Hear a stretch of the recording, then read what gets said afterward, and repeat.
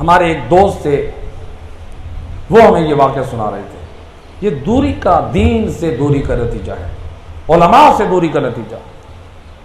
بتا رہے تھے کہ قبلہ ایک والد پریشان بھی ہے اور وہ اب شرمندہ بھی ہے۔ اب شرمندہ ہونے کا کیا فائدہ ہے؟ کہا دبئی میں یہ فیملی رہتی تھی، پاکستان کے نامور بڑے بڑے خطباء وہاں مجلس پڑھنے کے لیے آتے تھے، لیکن علماء کبھی اس دروازے پہ نہیں گئے۔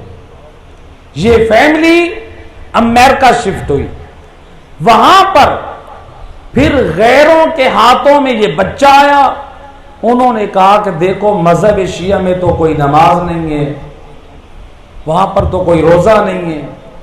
بچہ جس گھرانے میں تھا وہ ماں باپ کو دیکھ رہا تھا، نہ یہاں نماز ہے، نہ یہاں قرآن ہے، نہ یہاں پردہ ہے، نہ یہاں علماء ہے۔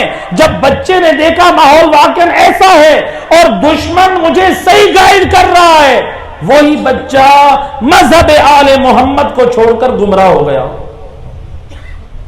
اب والد کہتا ہے میری اولاد، میرا ایک ہی بیٹا ہے، کاش یہ مذہب آل محمد پہ آ جائے۔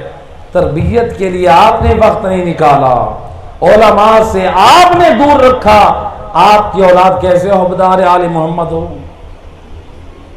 سبحان اللہ۔ لہذا یہ علماء اس لیے معصوم فرماتے ہیں، یہ علماء کرام یہ حدود شریعت کے محافظ ہیں۔